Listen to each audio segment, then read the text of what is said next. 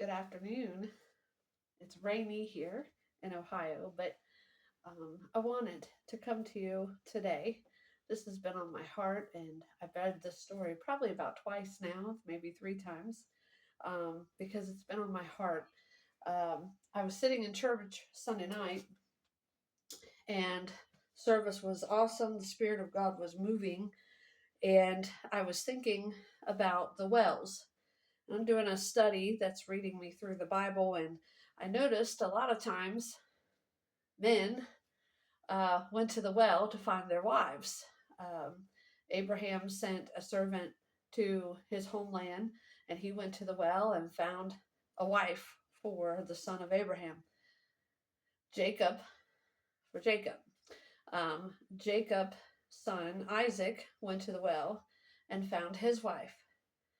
And I was thinking, in cultural times, the women went to the well to draw their water at certain times of the day, and they also would help with the flock and feed the flock the water. And so they went to the well to find wives. Well, this story in the New Testament is about the Samaritan woman, and the title that God had spoke to me was "Waiting at the Well." And this comes from John chapter 4, verse 40 through 30. And I have the new King James Version. So, yeah, I like it. That's just my opinion. But anyway, so I'm going to start with verse 4. And I'm going to point out it says, "But he needed," and that's talking about Jesus, "to go through Samaria." Jesus was leaving out of where he was in Galilee. And he left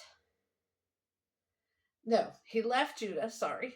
He left Judah to return again to Galilee.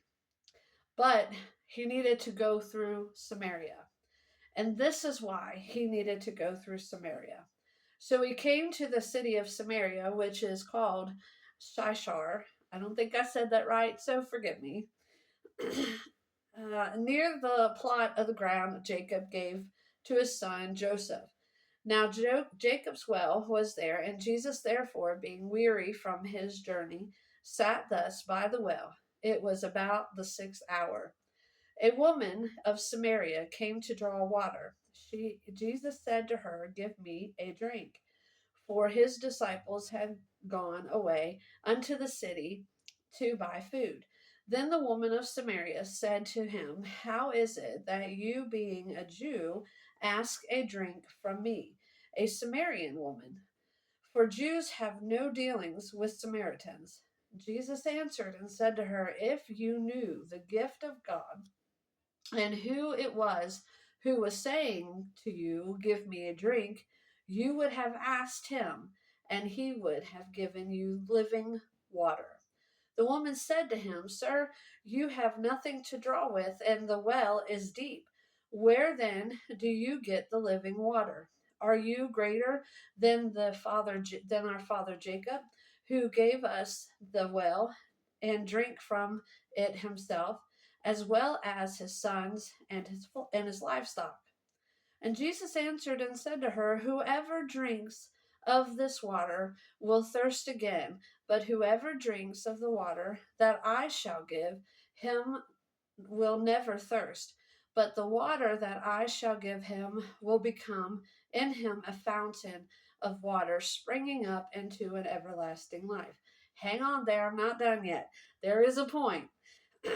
Then the woman said to him, "Sir, give me this water that I may not thirst, nor come here to draw."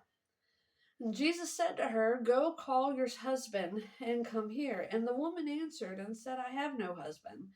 And Jesus said to her, "You have well said, 'I have no husband,' for you have had 5 husbands, and the one whom you now have is not your husband, in that you spoke truly."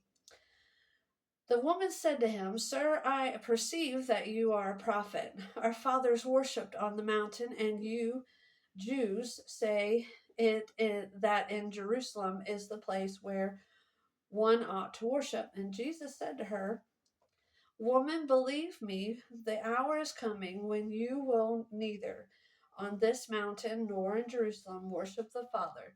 You worship what you do not know, and we know what we worship, for salvation is of the Jews. But the hour is coming, and now is, when the true worshippers will worship the Father in spirit and in truth, for the Father is seeking such to worship him. God is spirit, and those who worship him must worship in spirit and in truth. And the woman said to him, I know that Messiah is coming, who is called Christ. When he comes, he will tell us all things. And Jesus said, I who speak to you am he. And at that point, and at that point, his disciples came and marveled that he talked to the woman. Yet no one said, What do you seek? Or why are you talking to her? The woman then left her water pot, went her way into the city, and said to the man, Come see a man who told me all things that I ever did. Could this be the Christ? Then they went out of the city and came to him. Now, this is what has come to me. I'm sorry. You ever have an appointment that you know you have to be at, so you make provisions to be at that appointment? And you make the time allotted. You prepare for that appointment so you can get there on time. The woman at the well, the Samaritan at the well, had no clue that she had an appointment that would change the course of her life, not just her life, but her town. Jesus had an appointment with her that changed the course of her life. He offered her living water, spiritual life to flow. Now, I'm grateful because this pointed out to me that Jesus waited on her. He made his way, went out of his way into Samaria to meet this woman, to give her living water. He stepped beyond his bounds of Jewish culture and stepped into an area where they don't talk to Samaritans. They don't associate with Samaritans. Samaritans were stinky poo. My words. To the Jews back then. And this just showed me the love of Jesus that he had, which was he went out of his way to meet this woman, to offer her life. He stopped in the course of the journey, made an appointment. I'm going to be here to reach that woman, because that woman is going to reach her entire town. Because I look at this woman and I know she probably does not have a good reputation in her town. There's 5 husbands. I'm a woman of 2 husbands. So back then, that was looked on negative. If I lived back then, I'd probably be an outcast like she was. She did not go with the other women. She went on her own. And at a different allotted time, because maybe she was mistreated. Maybe she was looked down upon.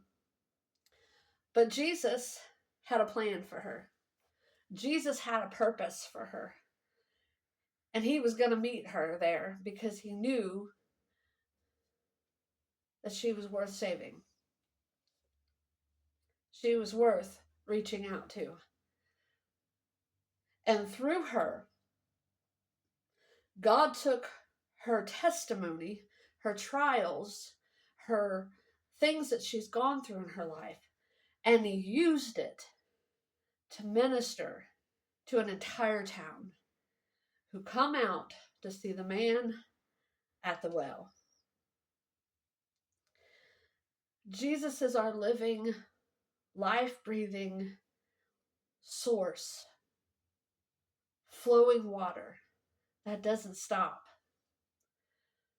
We get so caught up in life and situations and our own sins and I'm my own worst critic.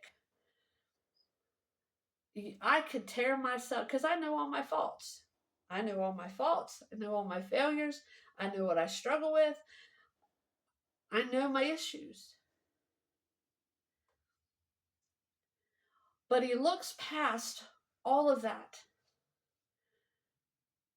because he has a plan that is far greater than me. And I'm just a speck in that plan that he can use to reach someone else. God had a purpose for the Samaritan woman. He had a plan for her to use her testimony to minister the gospel to her town, to reach them so they too can have living hope, the living water.